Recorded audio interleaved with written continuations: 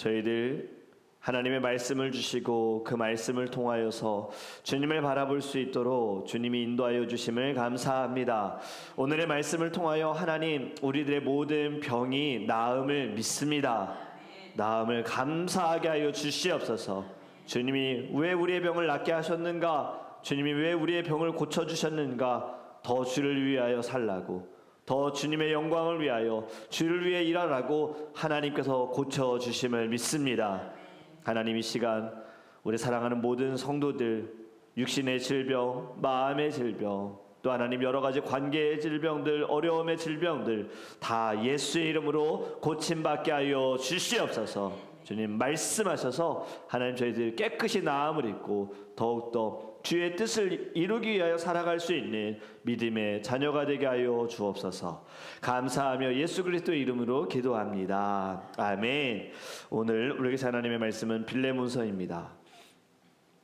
빌레몬서 1장 8절에서 14절 말씀, 제가 주는 성경책인 신약성경 351페이지입니다. 빌레몬서 1장 8절에서 14절 말씀입니다. 351페이지 우리 함께 읽도록 하겠습니다.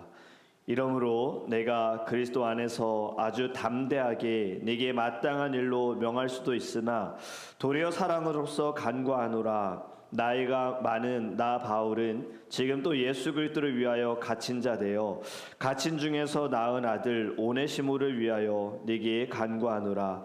그가 전에는 네게 무익하였으나 이제는 나와 네게 유익함으로 네게 그를 돌려보내노니 그는 내 신복이라.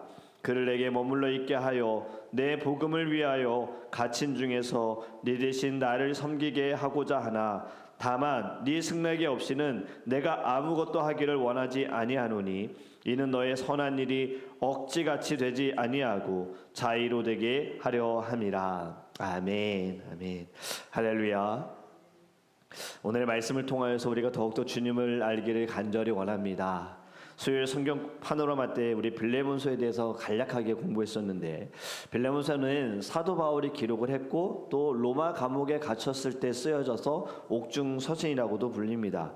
바울이 지금 빌레몬에게 편지를 쓴 것인데, 바울의 편지의 특징을 보면은 항상 받는 사람이나 교회 이름이 책의 제목으로 쓰여지고 있어요. 그래서 빌레몬에게 쓴 바울의 편지인데, 빌레몬은 이 골로새 교회의 지도자라고 생각을 하고 있습니다. 2절의 말씀을 보면 그의 집이 교회로 쓰였다라고, 네 집에 있는 교회에 편지하노니 라는 이 단어로 볼 때 그의 집이 교회로 사용이 되어졌고 경제적으로 부유한 사람이다라고 생각합니다. 그런데 빌레몬에게는 오네시모라는 종이 있었는데 어떤 이유인지는 알 수는 없지만 오네시모가 주인인 빌레몬에게서 도망을 쳤고 도망 후에 로마에서 바울을 만나 복음을 듣게 되어지고 예수님을 구주로 영접하게 되었습니다. 그래서 바울은요, 회심한 오네시모를 뭐라고 소개하냐면 자신의 신복이다. 신복이라는 말은 무슨 말이냐면 내 심장과 같은 존재다. 내가 낳은 아들 디모데뿐만이 아니라 내가 아들로 여기는 또 오네시모를 아들로 여기는데 마음 놓고 믿을 수 있는 사람이다라고 소개를 하고 있습니다. 그리고 바울은 오네시모를 다시 빌레몬에게 돌려보내는데, 이제 편지를 가지고 돌려보내면서 복음 안에서 새로운 관계를 가졌으면 좋겠다라고 권하고 있어요. 여러분, 왜 성경에 빌레몬서가 들어가 있을까? 지금 사실 한 장밖에 되지 않습니다. 그런데 이 한 장밖에 없는 이 짧은 내용 안에 아주 중요한 메시지를 하나님께서는 우리에게 가르쳐 주시는 거예요. 그것이 무엇이냐면 깨어진 관계를 회복하기 위한 예수 그리스도를 보라는 것입니다. 죄로 인하여서 무너진 관계, 그것이 무엇입니까? 하나님과 사람의 관계가 완전히 깨졌습니다. 그 다음에 인간과 인간의 관계가 무너지고 말았습니다. 이 깨어진 관계는 죄의 결과인데, 깨어진 관계를 회복하기 위해서 예수 그리스도께서 이 땅에 오셔서 십자가의 죽으심으로 말미암아 하나님과의 관계를 다시 연결케 하여 주셨고, 사람과 사람의 깨어진 관계도 서로 사랑하라, 용서하라, 원수까지 너희들이 품어주어라, 그리고 그를 위하여 기도하라, 깨어진 관계를 주님이 회복해 하시기 위해 이 땅에 오셨다. 이것이 무엇입니까? 복음이다라는 거죠. 좋은 소식. 여러분, 복음이 결국에는 무너진 관계를 회복할 수 있다라는 것을 하나님께서는 빌레몬서를 통해서 우리에게 지금 가르쳐주고 계시는 겁니다. 앞에서 말씀드렸듯이 빌레몬과 오네시모, 이 두 사람의 관계는 과거에는 주인과 종의 관계였어요. 지금은 어떤 관계입니까? 오네시모는 도망자예요. 지금 도망자죠. 배신자예요. 주인을 배반했어요. 옛날에 한국의 역사도 추노라는 그 직업이 있잖아요. 추노가 무엇입니까? 주인으로부터 도망간 종들과 노예를 잡아가지고 주인에게 데려다주면 돈을 받는, 현상금을 받는 사람들이잖아요. 여러분, 오네시모, 우리나라 역사로 보면 추노꾼에 쫓기는 한 노예밖에 되지 않는 거예요. 언제 잡혀서 주인에게 가가지고 어떠한 어려움을 당할지 모르는 그 불안함 속에 살아가는 사람이 오네시모입니다. 우리의 삶이 어떻습니까? 여러분, 우리도요 늘 불안하잖아요. 오네시모처럼 우리도 늘 쫓기는 삶을 살아가고 있잖아요. 어려움 가운데 있잖아요. 근데 이 오네시모가 로마에서 바울을 만나 복음을 듣게 되어지고 예수님을 영접하게 되어졌다. 여러분, 다시 한번 세 사람의 관계 다시 보면 좀 이상하지 않습니까? 우리들이 흔히 하는 말로 지금 족보가 이제 꼬였어요. 한국의 족보가 꼬였단 말이 뭡니까? 빠른 생일자로 인하여서 이렇게는 뭐 형, 동생, 언니, 동생으로 지내는데 또 이렇게는 친구인데 또 이렇게는 관계가 되게 애매해지는 관계가 족보가 꼬였다 그러는데, 지금 다시 이들의 세 명의 관계를 보면 빌레몬과 오네시모는 주인과 종의 관계, 바울과 빌레몬의 관계는요 신실한 동역자의 관계, 바울과 오네시모의 관계는 그리고 복음으로 맺어진 새로운 영적인 관계. 여러분, 지금 이 이상한 관계가 복음으로 바로 잡히게 된다는 거예요. 깨어진 관계가, 서로가 하나 될 수 없는 관계가, 서로가 맞지 않는 관계가 복음으로는 다 맞을 수 있다는 겁니다. 깨어진 관계를 회복하기 위해서는 먼저 사랑하고 상대방을 위하여서 긍휼히 여기는 마음과 기도하는 마음을 가져야 할 줄 믿습니다. 남의 이야기를 쉽게 하는 사람 어떻습니까? 기도하는 사람일까요? 그 남의 이야기, 그 남을 위해서 기도하는 사람일까요? 기도하면서 쉽게 이야기하지는 않을 겁니다. 다르게 말하면 복음을 통한 영향을 받지 못했다라고 볼 수 있지요. 앞에서 말씀드린 것과. 왜 복음이 무엇이라고 그랬죠? 주님이 나를 위해 대신하여 죽었다라는 거잖아요. 내 모든 죄값을 주님께서 십자가에서 단번에 지불하셨다, 페이오프 하셨다. 이것이 우리를 살리셨다. 여러분, 예수님께서도 빚을 탕감받은 자가 다른 사람의 빚을 탕감해 주어야 한다라는 것을 말씀하셨어요. 그 비유의 말씀, 어떤 왕이 종들과 회개하는데 한 종이 1만 달란트를 빚졌는데 이것을 갚을 능력이 없었습니다. 주인이 그와 그 가족을 팔아가지고 어떻게든 빚을 탕감 받으려고 할 때 종이 와서 엎드립니다. 불쌍히 여겨주세요. 용서해 주세요. 갚고 싶은 마음은 있으나 갚을 형편이 되지 않습니다. 제발 좀 살려주세요. 그때 왕이 빚을 탕감해 줘요. 주인이 다 탕감해 줘요. 탕감받은 자가 너무나도 기뻐서 지금 자기의 집에 가가지고, 야, 우리 이제 살았어, 우리 빚 이제 더 이상 없어 하는 가운데 누굴 만납니까? 100데나리온 빚을 지은 동료를 만납니다. 그리고 그를 붙들어서 목을 그냥 잡아매면서 너 왜 나한테 돈을 갚지 않아 하는 거죠. 동료도 똑같이 간청합니다. 나를 좀 용서해줘. 나도 갖고 싶은데 형편이 되지 않아. 이 용서 받지 않고 그를 감옥에 넣어요.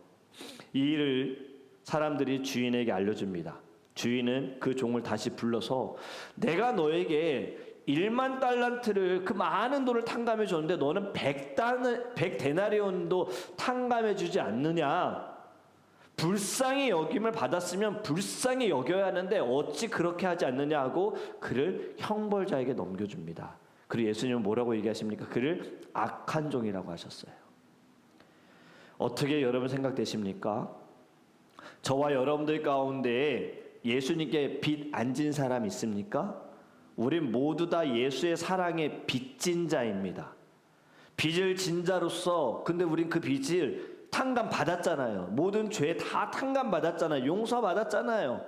근데 왜 우리는 다른 사람의 빚을 어떻게든 받으려고 할까요? 사실 우리가 받지 않아도 되는 빚인데 내가 받아야 하는 것처럼 늘 우리는 다른 사람에 대해서 용서하지 않습니다. 자, 진정 복음을 받은 사람은 어떨까요?